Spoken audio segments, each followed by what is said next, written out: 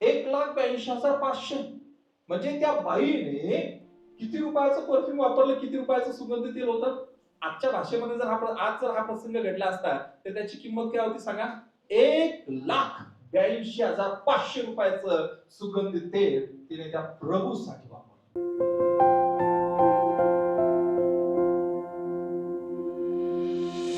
पहिलं कारण तुम्हाला समजलं. अनेक लोकांना माहित नसते की दशांश म्हणजेच काय. तर दशांश म्हणजे मी समजावून सांगितलं, आपल्या पगाराचा 10वा भाग देवाच्या भंडारामध्ये देणं, त्याला दशांश म्हणतात. दुसरं कारण, आज आपण एक दोनच कारण घेणार आहोत. देवाच्या वचनावर पूर्ण भरोसा नाही.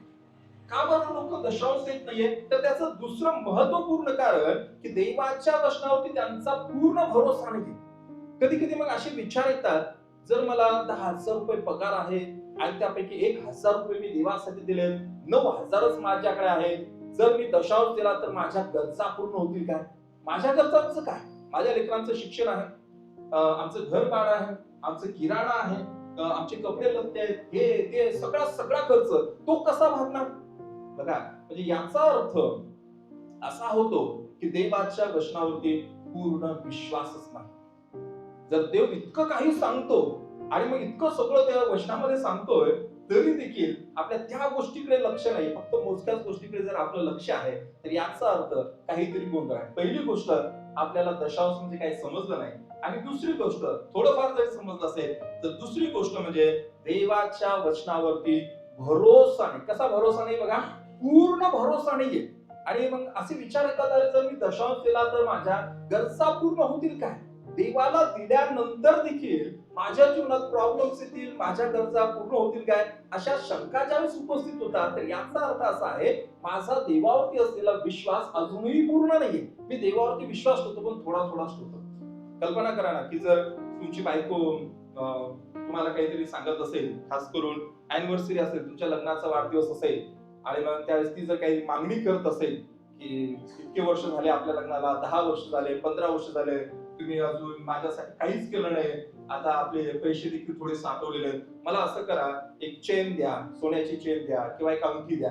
तर त्यावेळेस तुम्ही काय कराल? जर तुमच्याकडे पैसे आहेत, पैसे साठलेले, पैसे नाही असं नाही, पैसे आहेत, तुमची बायको प्रेमाने तुम्हाला काहीतरी मागत आहे, तर त्यावेळेला तुमच्या मनात काय विचार येईल? कशाला हिला अंगठी करू द्यायची, कशाला याच्यासाठी ते सोन्याची साखळी करायची, पळून गेली आणि माझं सोनं घेऊन गेली तर? असा विचार आला. याचा अर्थ काय? इतके वर्ष झाले तुम्ही संसार करताय, 10 वर्ष लग्नाला झाले, पण याचा अर्थ काय झाला माहिती का? अजूनही तुमचा तुमच्या बायकोवरती पूर्ण विश्वास नाही. जर विश्वास असता, हे सगळं तुझंच आहे, काय करायचं का? फक्त आपल्याला काहीतरी पैसे साईडला ठेवायचे, तेवढे पैसे आपण तुझ्यासाठी वापरू शकतो.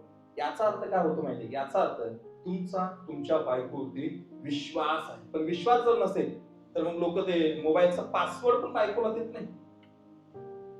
बायकोला मोबाईलचा पासवर्ड पण माहित नाही नवऱ्याचा. काहीच माहित नसतं. का? विश्वास नाहीये. ज्या ठिकाणी विश्वास आहे, पूर्ण भरोसा आहे, त्या ठिकाणी सगळ्या गोष्टी ह्या ओपन असतात, एकमेकांना सगळ्या गोष्टी शेअर केल्या जातात. म्हणजे मला इथं ते सांगायचं आहे, ज्यावेळेस आपण देवाला देत नाहीये, तर त्यावेळेस आपल्या मनामध्ये देवावरती पूर्ण भाव नसतो, डाऊट असतो. आणि कधी कधी लोकांचं असं पण मन असते, मी दान किंवा दशांश देणार नाही तर देवाचे कार्य थांबेल, असे जर मला वाटतंय, तर मला बायबलचा देव समजलाच नाहीये. बघा, वेगवेगळ्या प्रकारची विचारसरणी करणारे लोक आहेत.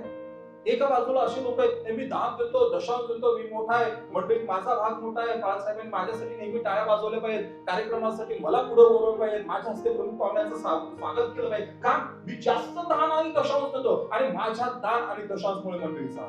अनेक मंडळामध्ये अशी स्टोरी आहे की असेही लोक आहेत जे भरपूर दान आणि दशांश देतात, परंतु त्याच्या पाठीमागे स्वार्थी उद्देश आहे की मी दिलं ना म्हणजे मला काहीतरी मिळालं पाहिजे. बघा, हे तुम्ही देवाला देतात, लक्षात घ्या.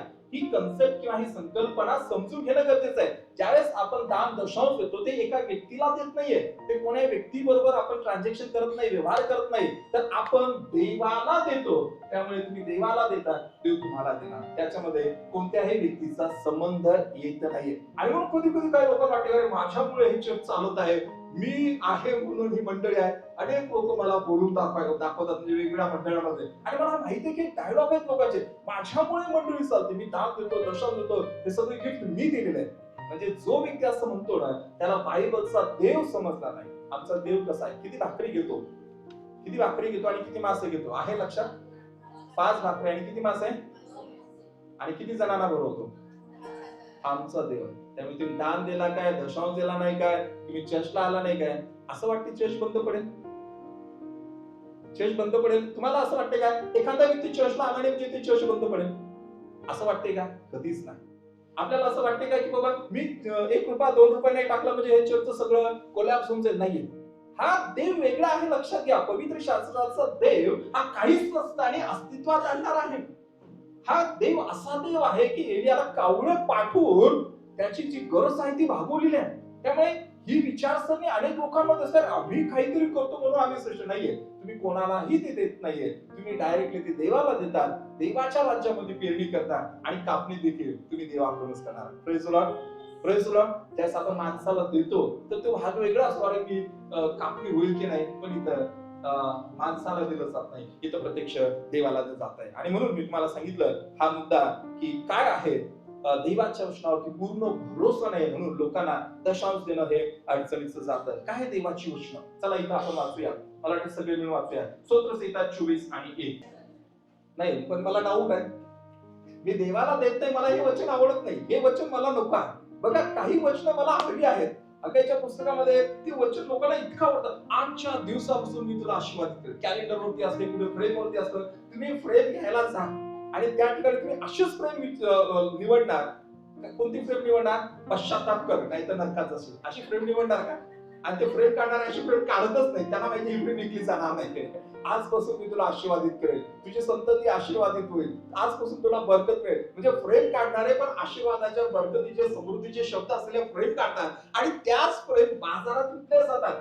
पण बाकीचं आपल्याला काही नको असतं, म्हणजे चांगलं चांगलं फक्त आपल्याला घ्यायचं आहे. त्याच्या पुस्तकामध्ये हे वाक्य काय म्हटलेलं आहे, अगोदरच भाग आणि नंतरचा भाग तुम्ही पाहिला तर तिथे म्हटलंय, तुम्ही आता दशांश द्यायला शिकला आहात, सुरुवात केली आहे आणि म्हणून आजच्या दिवसापासून मी तुम्हाला आशीर्वादित करेन. आपला देवावर पूर्ण भरोसा असणं गरजेचं आहे. बायबलमध्ये जर इतर वचन आपल्याला आवडतात, त्यांच्यावरती आपण भाव ठेवतो, तर हे वचन आपण काढू शकत नाही. इथं म्हटलं पृथ्वी व तिच्यावरील सर्व काही परमेश्वराचं आहे, ते आपल्याला समजणं गरजेचं आहे. ज्यावेळेस आपल्याला समजत नाहीये तर देवाचं देवाला देणं. बघा इथं हा शब्द वारंवार तुम्ही लक्षात घ्या. आपण आपलं देवाला देत नाहीये, देवाचं देवाला देतो. समजत का तुम्हाला? जे देवाचं देणं आहे तेच त्याला देतोय, आपलं काही जास्त देत नाहीये. ते देखील आपण लक्षात ठेवणं गरजेचं आहे. आणखीन एक शास्त्रभाग जो सुरुवातीला आपण वाचला, तिथे काय म्हटलंय बघा, सेनाधीश परमेश्वर म्हणतो, माझ्या मंदिरात अन्न असावे म्हणून सगळा दशमांश. इथं दशमांश हा शब्द का वापरला नाही? सगळा वापरलेला. हिंदीमध्ये ब्रदर आपण काय म्हटलेलं आहे? सगळा दशमांश तुम्ही भांडारात. तो काळ असा होता, मलाकीच्या काळामध्ये लोक दशांश द्यायचे परंतु सगळा देत नव्हते. जसं मी सांगितलं, एखाद्या व्यक्तीला 10,000 रुपये पगार असेल तर त्या 10,000चा 10वा भाग 1,000 रुपये होतो. त्या व्यक्तीने 1,000 रुपये देवाच्या मंदिरात आणायला पाहिजे. म्हणजे आज तो 800 रुपये आणतो, 700 रुपये आणतो, 900 रुपये आणतो, म्हणजे त्याने किती रुपये चिटिंग केलंय? 100 रुपये फसवले, देवाला फसवलंय, 200 रुपये घेऊन फसवलेलं आहे. आणि मग हे सगळं परमेश्वर सांगतो आणि काय म्हणतो, म्हणजे मी आकाश कपाटे उघडून जागा पुरणार नाही एवढा आशीर्वादांचा तुमच्या वर्षा करतो की नाही याविषयी माझी परिस्थिती पहा. म्हणजे देव आव्हान देत आहे, अरे तुम्हाला समजत कसं नाहीये? म्हणजे हे मला पाहिजे असं म्हणून नाहीये, तर ही शिस्त आहे, डिसिप्लिन आहे. तुम्हाला ही डिसिप्लिन असायला पाहिजे. ओके, काही लोक सुंदर रीतीने ते शिकवतात की डिसिप्लिन आहे. दशांश देणं म्हणजे देवाच्या राज्यामध्ये पेरणी करण्याची एक शिस्त आहे, ती डिसिप्लिन आहे. आणि जशी ती डिसिप्लिन आपल्याला लागेल तर बायबल सांगतं, देव म्हणतो की डिसिप्लिन तुम्हाला पाहिजे आणि माझी प्रचिती पहा. यस ब्रदर पढिए. हा कोणता? सारा दशांश, म्हणजे काहीतरी पाठीमागे ठेवणं. हनन्या आणि सफीरा तुम्हाला आठवतात को? बायबलमध्ये नवीन करारामध्ये प्रेषितांच्या कृत्य अध्याय 5 मध्ये त्यांनी शेत जमीन विकली आणि मग थोडंसं इम्प्रेशन लोकांवरती टाकण्यासाठी बर्नबाने जशी कृत्य अगोदर केली होती, मग त्या बर्नबासाठी टाळ्या वाजवल्या. त्या बर्नबा बरोबर आपली शेत जमीन विकली, मंडळीला सगळं दान दिलं, टाळ्या वाजवा.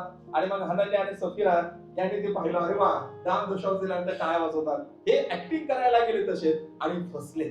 त्यांनी सगळा भाग दिला नाही. देवाच्या राज्यामध्ये ते खोटे बोलत. आणि तुम्हाला माहितीये का, इथं मलाकीच्या काळामध्ये शब्द वापरले, फार डेंजरस वाटतात ते वाचताना. मलाकी 3:9 मध्ये काय म्हटलंय, तुम्ही शापग्रस्त आहात कारण तुम्ही अवघ्या राष्ट्राने मला फसवल्या. कोणाला फसवलंय? कोणाला फसवलंय?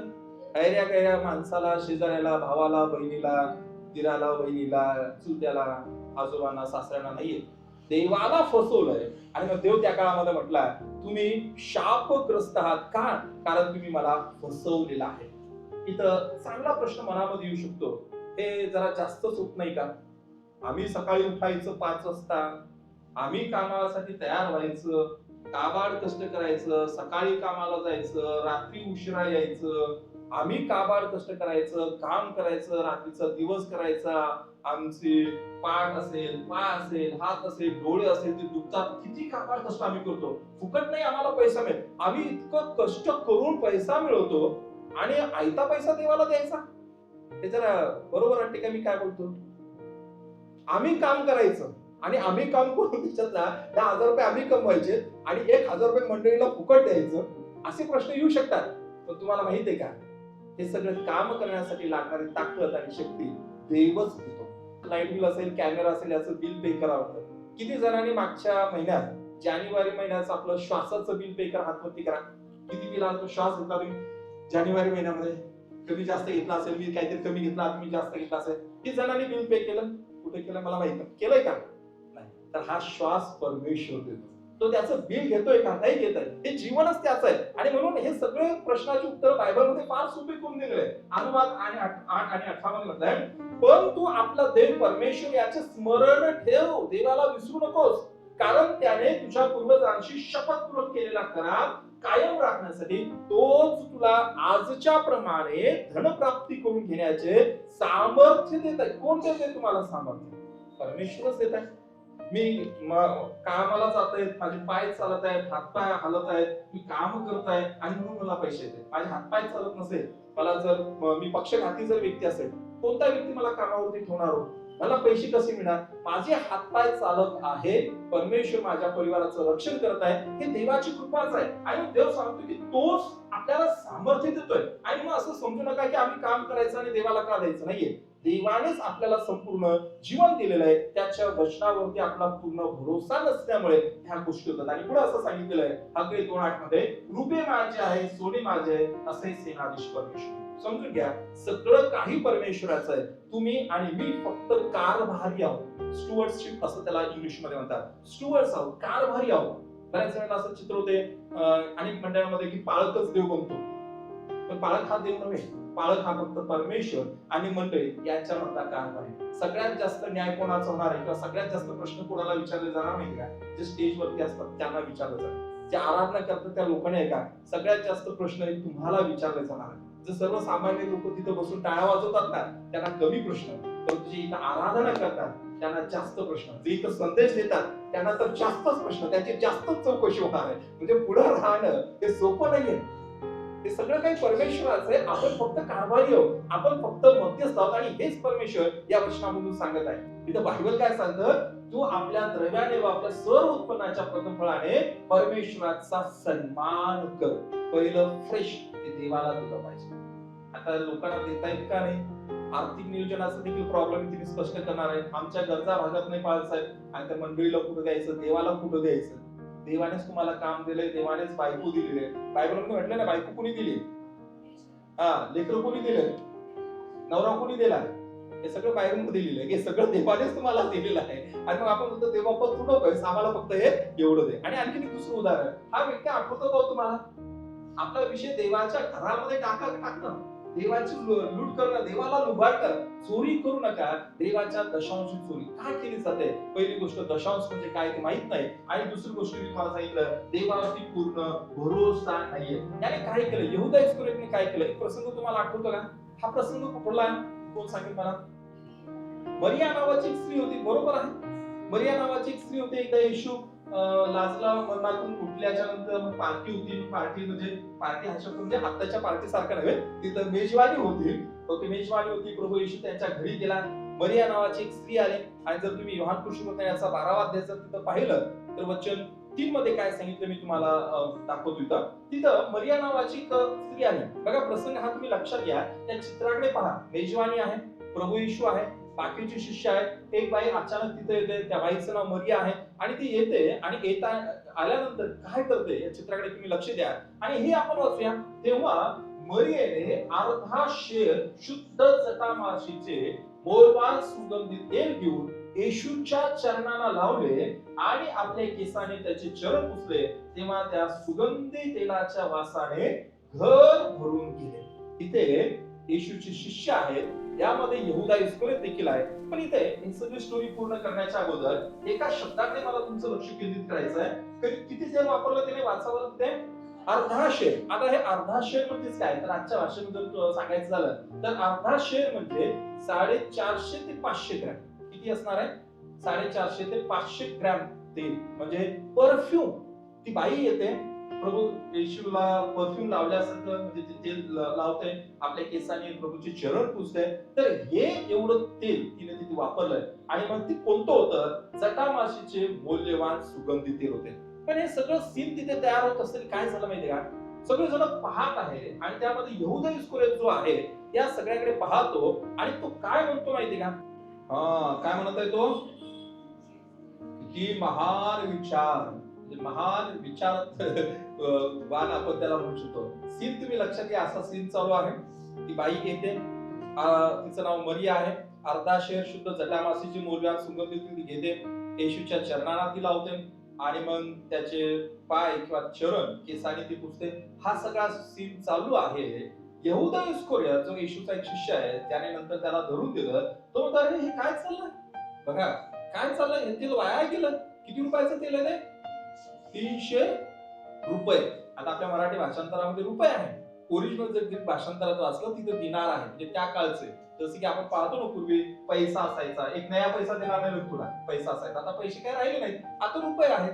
नंतर तांब्याची नाणी वगैरे होती, काळ बदलत गेला. त्या काळामध्ये या बाईने जे तेल वापरलं, जटामासीचे सुगंधित तेल वापरलं, म्हणजे परफ्यूम वापरला, त्याची किंमत किती होती? 300 रुपये. किती किंमत होती? 300 रुपये. आता 300 रुपये कमवण्यासाठी एका व्यक्तीला वर्षभर काम करावं लागायचं. किती वर्ष? 1 वर्ष. त्यावेळेला दिवसभर काम केल्याच्या नंतर 1 रुपया मिळायचा. किती रुपये मिळायचे?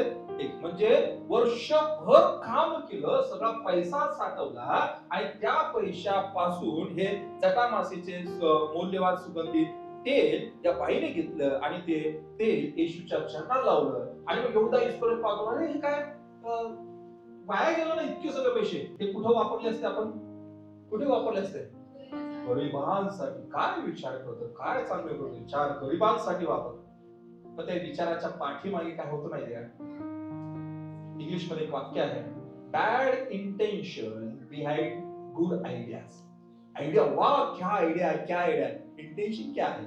पैसे घ्यायचे. Good idea, what an idea सरची. किती चांगली आयडिया आहे. 300 रुपये वाया घालवले त्या बाईने. ते तेल फुकट खाली गेलं, खाली पडलं, गोर गरिबांना देता आलं असतं. आणि मग हे अर्धा शेर म्हणजे 300 रुपयाचं म्हणजे वर्षभर काम करायला लागायचं. आणि मला सांगा, आज थोडासा हिशोब आपण करूया. एखाद्या व्यक्ती सर्वसाधारण गवंड्याच्या हाताखालीच असेल, मला वाटतं की दिवसभराने 500 रुपये तरी पगार मिळत असेल. अमोल बरोबर आहे का? शेतात दिवसभरामध्ये एखादा व्यक्ती काम करत असेल, 500 रुपये त्या व्यक्तीला मिळत असतील. कोणीतरी कॅल्क्युलेट करा बरं मोबाईल मध्ये. 365 गुणिला 500 करा, किती हिशोब येते पटकन बघा, सांगा मला. 365 गुणिला 500 म्हणजे एका दिवसात तुम्हाला 500 रुपये पगार मिळतो सर्वसाधारण व्यक्तीला. आणि वर्षभर त्याने काम केलं, 365 दिवस, किती पगार होईल त्याचा? 1,82,500. म्हणजे त्या बाईने किती रुपयाचं परफ्यूम वापरलं, किती रुपयाचं सुगंधी तेल होतं? आजच्या भाषेमध्ये जर हा प्रसंग घडला असता तर त्याची किंमत काय होती सांगा? 1,82,500 रुपयाचं सुगंधी तेल तिने त्या प्रभूसाठी वापरलं. काय? पूर्ण भरोसा. बघा, देणं म्हणजे देवाला काहीतरी कमी पडते हा भागच नाहीये. देव म्हणतो सगळंच माझं आहे, माझंच काढून तुम्ही मला देताय. तुम्ही डीमार्टमध्ये जाता आणि एखादा बिस्किटचा पुडा घेता आणि त्या मालकाला म्हणतात, ह्या घ्या, थँक्यू, हॅपी बर्थडे काहीतरी म्हणतात. तुला अरे माझाच पुडा तू घेतलाय मला देतोय. तसंच आहे, हे सगळं देवाचंच आहे आणि देवाचंच घेऊन आपण देवाला देतो आणि त्याला थँक्यू म्हणतो. अशातला भाग आहे. या बाईने जवळपास 1,85,500 रुपये किमतीचं ते सुगंधी तेल आणलं आणि हे तेल साधं नव्हतं. कारण की इथं म्हटलंय जटामासीचे मौल्यवान सुगंधित तेल आहे. हे तुम्हाला माहितीये का? जटामासीचे जे सुगंधित तेल आहे तर ते भारतामध्ये, हिमालय भागामध्ये, भारत असेल, नेपाळ असेल, भूतान असेल, तर त्या भागामधल्या ज्या जटामाशी म्हणजे औषधी वनस्पती आहे, तर त्या वनस्पतीपासून ते बनवलं जायचं आणि भारताच्या हिमालय भागामधलं ते तेल इस्रायल देशामध्ये जायचं. म्हणजे आपण म्हणतो ना फॉरेनची वॉच बघा, अमेरिकन आहे, मग अमेरिकन जे घड्याळ येते ते स्वस्तात असणार का? म्हणजे भारतामधलं तेल इस्रायलमध्ये विकलं जायचं आणि इतकं सगळं महागडं तेल त्या मरिया नावाच्या स्त्रीने ते घेतलं आणि ते प्रभूसाठी वापरलं. याच्या पाठीमागे काय माहिती, एकच अर्थ आहे, प्रेम. जेवढं जास्त प्रेम तेवढं जास्त गिफ्ट. बायबल स्पष्टपणे सांगतं त्याला गरीबाची काळजी होती म्हणून तो असं म्हणाला नाही, तर तो चोर असून त्याच्याजवळ डब्बी होती, तिच्या जे टाकण्यात येईल ते तो चोरून घेईल. देवाच्या घरात चोरी. देवाच्या घरात काय प्रभूनेच त्याला खजिनदार बनवलं होतं. मग जे काही त्या पिशवीमध्ये यायचं डबी म्हटलेली आता त्या काळात ते डबी कशी असेल माहित नाहीये, पण इथे आपण ती पाहू शकतो. मग तुम्ही म्हणाला अरे आम्ही तर तसं नाहीये. आता इथं फार मोठा गैरसमज आहे. आपण तुलना करतो आणि म्हणतो अरे आम्ही यहुदा स्कूल सारखं नाही, आम्ही कधीच दारापणाच्या पिशवीमध्ये हात घालून 10 रुपये 20 रुपये 50 रुपये किंवा एखादी नोट चोरत नाहीये. लक्षात घ्या, इथे समजून घेणं गरजेचं आहे. देवाच्या घरात चोरी म्हणजे काय हे समजून घ्या. फक्त त्या पिशवीमधले पैसे काढणे चोरी नाहीये, तरी मी तरी लिहिलेलं आहे, देवाच्या पिशवीतून काढून घेणे किंवा पिशवीत न टाकणे दोन्ही सारखेच आहे. त्याला देवाची चोरी. शॉकिंग आहे, पण हे सत्य आहे. काही करू शकत नाही. मी पिशवीमधलं चोरून घेत नाही बाळासाहेब, नाही घेत, पण टाकत पण नाही. ते टाकत नाही ती पण चोरीच आहे. आणि हेच मला तिच्या पुस्तकामध्ये सांगितलेले. घाबरून जाऊ नका, मी तुम्हाला कशी भीती घालत नाहीये, पण इथे आपण पाहतो यहुदा इस्करियोत जो अगदी जवळचा होतो, त्याने विश्वासघात केला, त्याने प्रभूला फसवलेला आहे. आणि मग बायबल काय सांगते, काय शिकत होतो आपण हे सगळं चोरी विषय? कारण की बायबल स्ट्रॉंगली या गोष्टीबद्दल सांगतं. 1 कोरिंथी 6:10 मध्ये चोर, लोभी, मद्यपी, चहार व वित्तहरण करणारे यांना देवाच्या राज्याचे वचन लगेच मिळणार. असंच आहे.